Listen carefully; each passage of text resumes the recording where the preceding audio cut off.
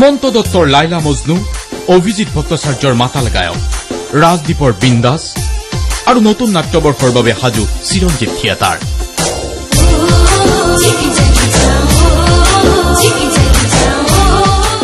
এয়া গুৱাহাটীৰ এটা ফটো ষ্টুডিঅ'ৰ দৃশ্য। নাটকৰ আখৰা আৰম্ভ হোৱাৰ পূৰ্বেই থিয়েটাৰৰ বেনাৰ পোষ্টাৰ বাবে ষ্টুডিঅ'ত কেমেৰাৰ সন্মুখত বজ দিছে অভিনেত্ৰী চেমন্তিকাই।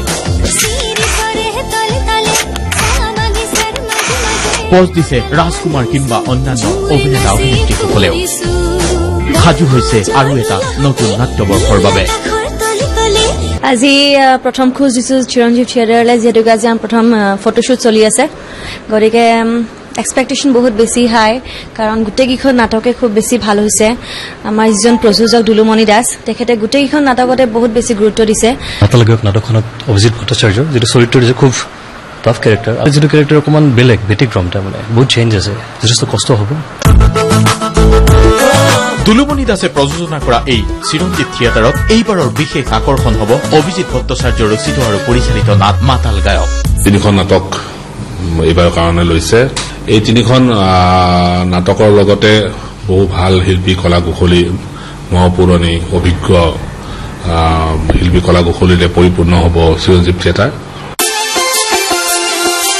5 জুলাইত আখৰা আৰম্ভ কৰিবলগীয়া থিয়েটাৰ দলটোৰ প্ৰস্তুতিক লৈ ইতিমধ্যে ব্যস্ত হৈ পৰিছে প্ৰযোজক পৰিচালক সকলো।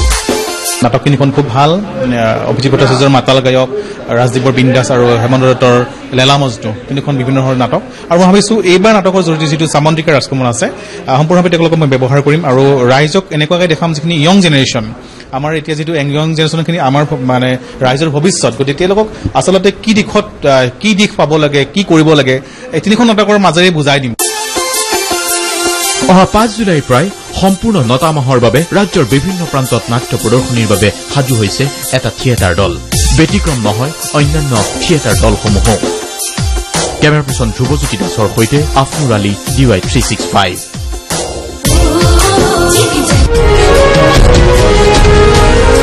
সন্ধিয়া আগবঢ়ালে নিউক্লিঅমেড